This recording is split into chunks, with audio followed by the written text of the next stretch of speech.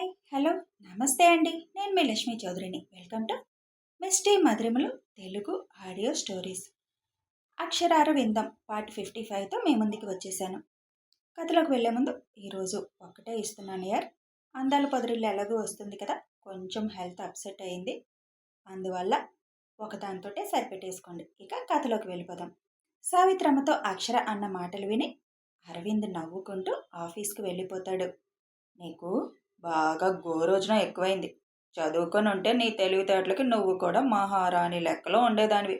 చదువు మానేసి బంట్రోతు పనికి కూడా పనికి రాకుండా అయిపోయావు అని సావిత్రమ్మ అనగానే, ముసలి, అమెరికా నుంచి ప్రశాంతంగా ఇండియా వెళ్ళాలని నీకు లేదా? నా చేతిలో చచ్చి ఈ అమెరికాలోనే సమాధి అయిపోవాలనుందా అని కోపంగా అడుగుతుంది అక్షర. నువ్వు చంపుతుంటే నా మనవడు చూస్తూ ఊరుకుంటాడా అని నవ్వుతూ అంటారు సావిత్రమ్మ. చూడు ముసలి, మనవళ్ళకి మనసులు ఎప్పుడు ఒకలాగే ఉండవు. ఇంట్లో ఉన్నంత వరకే ప్రేమలు, ఆప్యాయతలు. వన్స్ వాళ్ళు రోడ్డెక్కారంటే మనం ఎవ్వరం గుర్తుకురాం. అత్త మాటల్లోనే విన్నావు కదా, ఆఫీస్కి వెళ్తే టైమే గుర్తుకురాదంట నీ మనవడికి. అలాంటిది మనుషులు ఎలా గుర్తుంటారు అనుకుంటున్నావు? ఎప్పటికైనా మనవరాలులే నిన్ను చూడాల్సింది. ఆ మనవరాలు చూస్తుందో లేదో తెలీదు. నీకు గతి నేనే. కాబట్టి నాతో మాట్లాడేటప్పుడు జాగ్రత్తగా మాట్లాడు. లేదు అంటే నీ మొహం కూడా చూడను అని అంటుంది అక్షర. అక్షర చేతులు తన చేతుల్లోకి తీసుకొని, నువ్వు నిండు నూరేళ్ళు సుఖ సంతోషాలతో, ఆయురారోగ్యాలతో, పిల్ల పాపలతో ఉంటే నాకు అదే చాలు బంగారం. నువ్వు నన్ను చూడాలన్న ఆశ నాకు లేదు. నా కోడలు కొడుకు నన్ను బాగానే చూసుకుంటారు. ఎక్కువ రోజులు బతకాలన్న ఆశ కూడా నాకు లేదు. వీలైతే నా ఆయుష్ కూడా నీకే పోయమని ఆ దేవుణ్ణి రోజూ అడుగుతున్నాను. నీ పెళ్లి చూడాలనుకున్నాను, చూశాను, చాలు నాకు అని ఎమోషనల్ అవుతూ అంటారు సావిత్రమ్మ. ఏమొచ్చిందే ముసలి నీకు? అంతలోనే నన్ను ఆట పట్టిస్తావు. మళ్ళీ అంతలోనే నా గురించి భారీ ఎమోషనల్లోకి వెళ్ళిపోతావు. నువ్వు నాకు అర్థం కావే తల్లి. ఇప్పుడు అమెరికాలో వాటర్ ప్రాబ్లం ఏమీ లేదంట.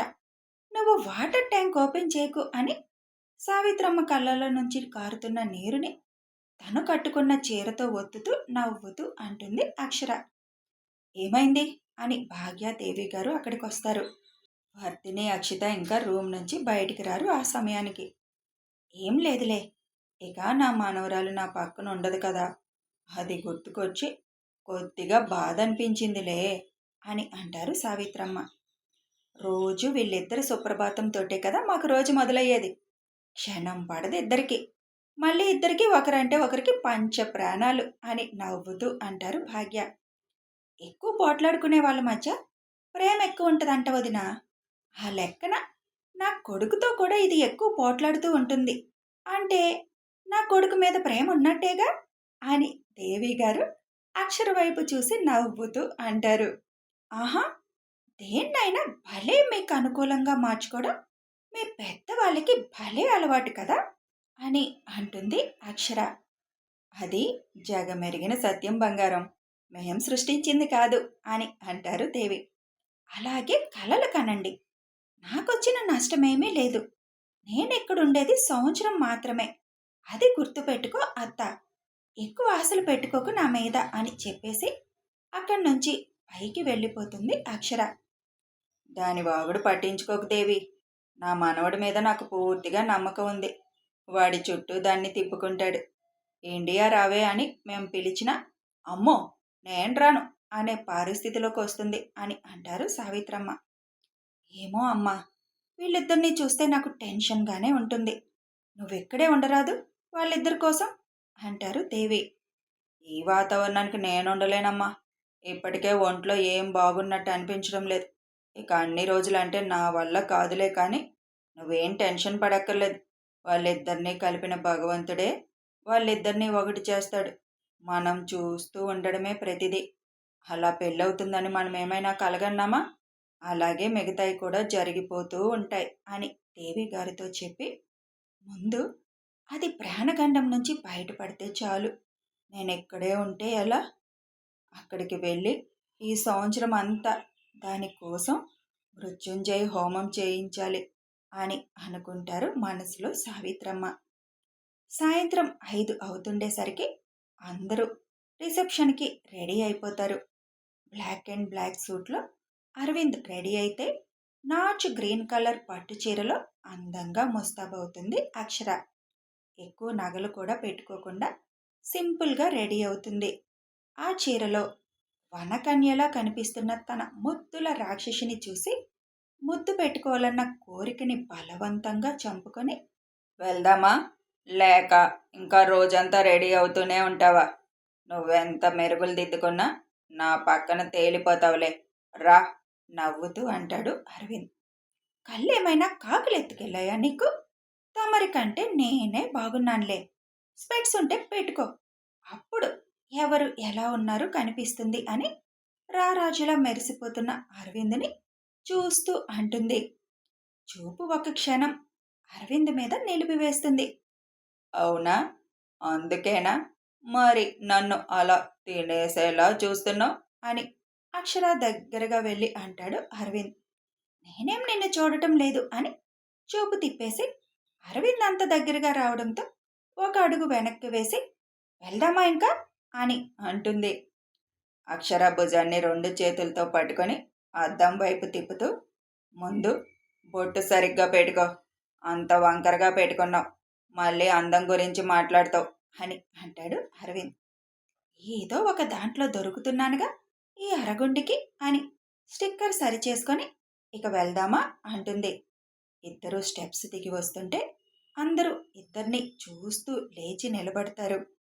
ఒకరి కోసం ఒకరు అన్నట్లుగా అందంలో ఎవరికి ఎవరు తీసిపోనట్లుగా ఉన్న ఆ ఇద్దరిని చూడడానికి వాళ్ళకి 2 కళ్ళు చాలలేదు. వాళ్ళిద్దరిని అలా చూడగానే శేషు గారి మనసు తృప్తిగా ఉంటుంది. అన్నయ్య, వదిన, ఇద్దరు ఇంటికొచ్చాక ఒక గంట సేపైనా అమ్మమ్మతో ఇవాళ దిష్టి తీయించుకోవాల్సిందే మీరు. అంత బాగున్నారు అని ఇద్దరిని హత్తుకుంటూ అంటుంది. అంటే రోజు బాగోమా మేము అంటుంది అక్షర. ఇవాళ ఇంకా అందంగా ఉన్నారని అన్నాన్లే వదినమ్మా అని అక్షర బొక్క మీద ముద్దు పెడుతూ అంటుంది. అది చూసి, సరే వెళ్దామా, టైం అవుతుంది అని అరవింద్ జలస్ ఫీల్ అవుతూ అంటాడు. భగవంతుడా, ఈ జంటకి బాధను మాత్రం ఇవ్వకు. నువ్వెందుకు పెళ్లి చేసావో నాకు తెలీదు, కానీ నా కోరిక మన్నించి చేశావు. నా మనవరాలికి దీర్ఘాయుషు ప్రసాదించు తండ్రి. కలిపినట్టే కలిపి వాళ్ళని ఏ విధంగానూ దూరం చేయకు. అవసరమైతే నా ప్రాణాలు తీసుకో అని మనసులో అనుకుంటారు సావిత్రమ్మ. సావిత్రమ్మ భావాలు అర్థమైనట్లుగా ఆవిడ భుజం చుట్టూ చేయి వేసి, పద అమ్మమ్మ, ఏం ఆలోచించకు అని అంటాడు చిన్నగా. మీ ఇద్దరినీ కలకాలం ఇలాగే నేను చూస్తూ ఉండాలి అని చిన్నగా అంటారు. అలాగే చూస్తూ ఉంటావులే, ఏం ఆలోచించుకు నువ్వు ఎక్కువగా అని బయటికి నడిపించుకొని తీసుకువెళ్తాడు అరవింద్. అరవింద్ అక్షర్తో పాటు కుటుంబ సభ్యులందరూ బయలుదేరి రిసెప్షన్ కోసం డెకరేట్ చేయించిన హాల్కి చేరుకుంటారు. అప్పటికే అక్కడ లోకేష్, కావ్య, నరేష్ ఉండి అరేంజ్మెంట్స్ అన్నీ చూసుకుంటారు. వెళ్ళగానే అందరూ కలిసి అందంగా డెకరేట్ చేసిన స్టేజ్ మీదకి ఇద్దరిని పంపిస్తారు. వీళ్ళు వెళ్ళిన కాసేపటికి గెస్టులందరూ ఒక్కొక్కళ్ళుగా రావడం మొదలు పెడతారు.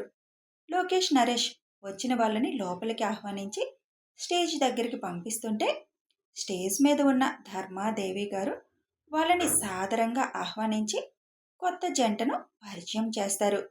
ఒక పక్క స్క్రీన్ మీద వాళ్ళ పెళ్లి జరిగిన వీడియో ప్లే అవుతూ ఉండగా, ఇప్పుడు ఆ పెళ్లిని ప్లే చేయడం అవసరమా అత్త అని చిన్నగా దేవిని అడుగుతుంది అక్షర. అవసరమే బంగారం. వచ్చిన వాళ్ళందరూ పెళ్ళెప్పుడైందని అనుమానంగా అడుగుతారు. ఎందుకంటే పెళ్ళని మనం అసలు కార్డ్స్ పంచలేదు కదా. పెళ్ళని ఎవరికి చెప్పను కూడా చెప్పలేదు. సడన్గా ఇలా రిసెప్షన్ ఏర్పాటు చేయడంతో ఒకవేళ లవ్ మ్యారేజ్ ఏమైనా చేసుకున్నారేమో మీరు అని వాళ్ళందరికీ అనుమానం వచ్చేస్తుంది. అందుకే పెళ్ళి కుటుంబ సభ్యులందరి మధ్యలో జరిగిందని వాళ్ళకి సాక్ష్యం అన్నమాట అంటారు దేవి. అని చిన్నగా నిట్టూర్పు విడుస్తుంది అక్షర. ఇప్పుడు నీకు ఆ పెళ్లి వీడియో ప్లే అవుతుంటే వచ్చే నష్టమేంటి అక్కుపక్షి అని చిన్నగా అడుగుతాడు అరవింద్. సంవత్సరం కాలం కోసం ఎందుకు అవన్నీ చూపించుకోవడం, ఎవరికీ తెలియకూడదు అని. అసలు రిసెప్షనే వద్దనుకున్నాను నేను. కానీ అత్త ఆనందం ముందు కాదనలేకపోయాను. దీనివల్ల నీకే నష్టం అరగుండు, నాకేం కాదు. రేపొద్దున పెళ్లి చేసుకోవడానికి రెండో పెళ్లి వాడివైపోతావు కదా అని అంటుంది అక్షర. నా గురించి అంత ఆలోచించే అవసరం లేదు. రెండో పెళ్లి కాదు, నాలుగో పెళ్ళైనా నన్ను చేసుకోవడానికి అమ్మాయిలు రెడీగా ఉన్నారు. నీ గురించి నువ్వు ఆలోచించుకో చాలు అని అరవింద్ చిరుకోపంగా అంటాడు. ఏంటి ఆ మతి లేని మతి, హారతి లేని పూజ, ఎప్పుడూ అక్షంతలు వేయించుకునే అక్షిత, వీళ్ళేగా నీ వెనక పడింది. ఒక్కళ్ళన్న వాళ్ళ ముగ్గురులో నీకు సూట్ అవుతారా? ఒక్కరు కూడా సూట్ అవరు. సరైన అమ్మాయి నీ వెంట పడ్డప్పుడు ఆలోచిద్దాంలే అని అంటుంది అక్షర. హలో పాప, వాళ్ళని దృష్టిలో పెట్టుకొని నేను చెప్పలా. వాళ్ళు నా పక్కన నుంచోడానికి కూడా సరిపోరని వాళ్ళని పక్కకు తోసింది నేను. నా రేంజ్కి తగ్గ అమ్మాయిలు చాలామంది నా కోసం ఎదురు చూస్తూ ఉన్నారు. ఎక్కువ మాట్లాడకుండా కాసేపు నోరు మూసుకొని నుంచో అని అంటాడు అరవింద్. అంత సీన్ నీకు లేదని నాకు తెలుసులే. ఏది ఒక్క సరైన అమ్మాయిని నీ పక్కన ఈ అమ్మాయి అయితే బాగుంటుంది అనుకునే అమ్మాయిని చూపించు అని అక్షర అంటుండగానే హాయ్ అరవింద్ అనుకుంటూ స్టేజ్ పైకి ఒక అమ్మాయి వస్తుంది. 5 అడుగుల రంగులాల ఎత్తుతో, పొందికైన చీర కట్టుతో, అక్షరకి ఏమాత్రం తీసిపోని విధంగా ఉండే అమ్మాయి చిరునవ్వుతో నడుస్తూ అరవింద్ దగ్గరికి వచ్చి హ్యాపీ మ్యారీడ్ లైఫ్ అరవింద్ అని సైడ్ హగ్ చేసుకుంటుంది అమ్మాయి. అది చూసిన అక్షర అబ్బో, హగ్ వరకు ఉండే వీళ్ళ వ్యవహారం అని మూతి విరుస్తూ అనుకుంటుంది. ఏంటి అరవింద్, నాకు చెప్పకుండానే పెళ్లి చేసుకున్నావు, నాలాంటి అమ్మాయిలు హార్ట్ బ్రేక్స్ చేసేసావుగా నువ్వు అని అక్షరని జలసీగా చూస్తూ అంటుంది ఆ అమ్మాయి. అనుకోకుండా జరిగిపోయింది ప్రియా, నా పెళ్ళి అని నాకే లాస్ట్ మినిట్ వరకు తెలియలేదు. ఇక మీ అందరికి ఏం చెప్తాను, కొన్ని కొన్ని అలా జరిగిపోతాయి అంతే అని అరవింద్ చిన్నగా నవ్వుతూ అంటాడు. మరి నా ప్రపోజల్ సంగతి ఏం చేశావు అని అలకగా అడుగుతుంది. తెలిసి కూడా అడిగితే నేనేం చెప్తాను అని అంటాడు అరవింద్. పక్కనే ఉన్నానన్న విషయం కూడా మర్చిపోయి ఎలా మాట్లాడుకుంటున్నారో చూడు అని మనసులో తిట్టుకుంటుంది అక్షర. ఓకే, ఇంతకీ పరిచయం చేస్తావా నీ బెటర్ హాఫ్ని అని అడుగుతుంది ప్రియ. షీఈ్ మిసెస్ అక్షర అరవింద్. అక్షర, తను ప్రియ, కాలేజ్లో నా జూనియర్. అంతేకాకుండా మన ఫ్యామిలీ ఫ్రెండ్స్ కూడా. ఇక్కడే ఉండేవాళ్ళు 1 ఇయర్ బ్యాక్ వరకు. ఇప్పుడు లాస్ ఏంజల్స్కి షిఫ్ట్ అయ్యారు అని పరిచయం చేస్తాడు అరవింద్. హాయ్ అని ప్రియ అక్షరకి షేక్ హ్యాండ్ ఇస్తుంది. హలో అని అక్షర చిన్న చిరునవ్వుతో ఆ చేతిలో చేయి కలుపుతుంది. You are so lucky Akshara. Priya Aravind అవ్వాల్సింది అక్షర అరవింద్ అయ్యాడు. ఎంత వెంటపడ్డాను, ఎన్నిసార్లు ప్రపోజ్ చేశానో లెక్కే లేదు. కనీసం ఒక్కసారి కూడా నా ప్రపోజ్ని యాక్సెప్ట్ చేయలేదు. నాదే కాదు, సార్ కోసం ఎంతోమంది ట్రయల్ వేశారు. అందరికీ చిన్న చిరునవ్వుతో రిజెక్ట్ అని చెప్పేసేవాడు. పోనీ అందం లేదా నాకు చెప్పు? ఇంచుమించు నీలాగే ఉన్నాను కదా, ఒక్క ఇంచు తక్కువ నీకన్నా. అయినా కూడా నన్ను రిజెక్ట్ చేశాడు. ఇట్స్ ఓకేలే, అనుకున్నవన్నీ జరుగుతాయా ఏంటి? ఆశపడితే మాత్రం దొరుకుతుందా మనకి? మీ ఇద్దరికి రాసి పెట్టుంది. నెక్స్ట్ జన్మలో అయినా నాకు అవకాశం ఇవ్వరవి ప్లీజ్ అని డ్రామాటిక్గా అంటుంది ప్రియ. ఇంకా చాలు నీ నాటకాలు కానీ, పోయి తినుపో అంటాడు అరవింద్. తింటాన్లే, నీ సీక్రెట్స్ కొన్ని చెప్పనివ్వు అని అంటుంది ప్రియ. రేపు ఇంటికి వచ్చి కూర్చొని చెప్పు మొత్తం. ఇప్పుడు తమరు తప్పుకుంటే మిగిలిన గెట్స్ వస్తారు పైకి అని అంటాడు అరవింద్. అందమైన అమ్మాయిలు వచ్చి మాట్లాడుతుంటే హో అనేవాడిని నిన్నే చూశాను అబ్బాయి. మంచిదమ్మాయి, ఇక దయచేయండి అని అరవింద్ చేయి చూపిస్తూ చెబుతాడు. పోతాంలే బాబు, అక్కడ చూడు ఎంతమంది గుండెలు పట్టుకొని నీకు పెళ్ళైపోయిందని సముద్రాలు పొంగించడానికి రెడీగా ఉన్నారు అని ఒకవైపున్న అమ్మాయిలందరినీ చూపిస్తుంది ప్రియ. ప్రియా అని అరవింద్ చిరుకోపంగా అంటాడు. వెళ్తున్నాం బాబు మీ ఆవిడకి నీకు మధ్యలో మేము అడ్డుగా ఉన్నామని కదూ నీకు కోపం. వెళ్తున్నాను అని happy married life once again both of you అని చెప్పి అక్కడి నుంచి కిందకి దిగుతుంది ప్రియ. ఏంటి అక్కుపక్షి, చూసావు కదా, ఇప్పుడైనా అర్థమైందా నా ఫాలోయింగ్ ఏంటో అని అరవింద్ కళ్ళెగరేస్తూ అడుగుతాడు. మరి అంతమంది వెంట పడుతుంటే వాళ్ళని ముందే పెళ్లి చేసుకోవచ్చుగా, అప్పుడు ఈ పెళ్లి గోలు ఉండేది కాదు అని అంటుంది అక్షర. నేనేమైనా కలగన్నానా ఇలా నా పెళ్ళి అవుతుంది అని? పాపం ఆశలన్నీ అడుగంటాయి కదా నీకు అని అక్షర జాలి పడుతున్నట్లుగా అంటుంది.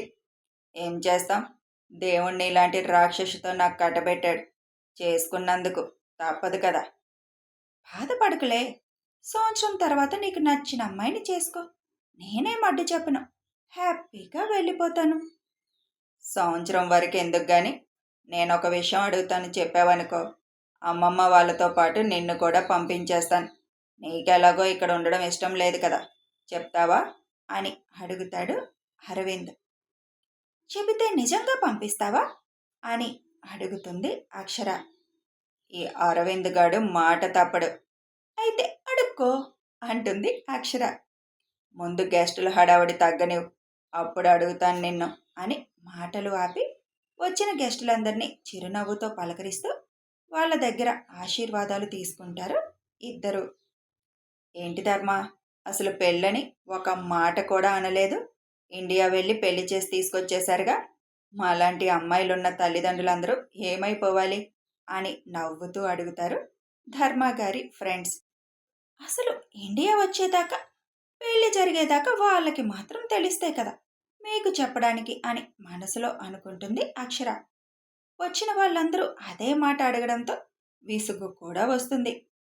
అనుకోకుండా జరిగిపోయిందిలేండి అని చిరునవ్వుతో సమాధానాలు ఇస్తున్నారు ధర్మ దేవి గారు.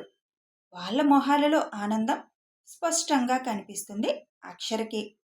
ఎందుకు మీ అందరికీ నేనంటే అంత ఇష్టం, నేను ఎలా ప్రవర్తిస్తున్నా నన్ను అంతే ఇష్టపడుతున్నారు మీరు. నేను వెళ్ళిపోతే మీ ఇద్దరు ఎంత బాధపడతారో నాకు తెలుసు, కానీ ఈ పెళ్ళిని నేను యాక్సెప్ట్ చేయలేను.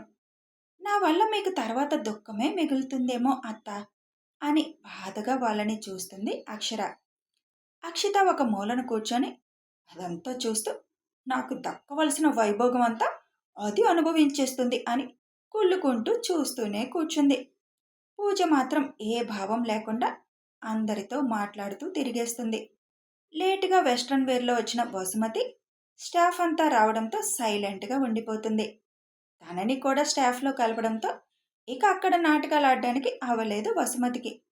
గెస్టులందరూ అయిపోయాక స్టాఫ్ అంతా ఒకేసారి స్టేజ్ పైకి వెళ్తారు. Happy marriage life sir, madam అంటూ ఇద్దరిని విష్ చేసి, మేడం చాలా బాగున్నారు సార్, ఇద్దరు మేడ్ ఫర్ ఈచ్ అదర్లా ఉన్నారు అని హార్ట్ఫుల్గా చెప్తారు స్టాఫ్ అంతా. షీఈ్ అక్షర అరవింద్ అని అందరికీ వినిపించేటట్లు చెప్పి వీళ్ళంతా మన స్టాఫ్ అని చెబుతాడు అక్షర్కి.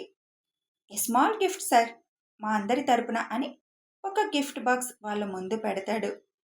అవసరమా ఈ గిఫ్ట్స్ అని అంటాడు అరవింద్. మా బాస్కి మేము ఇస్తున్న small gift sir, open it sir అని అంటారు.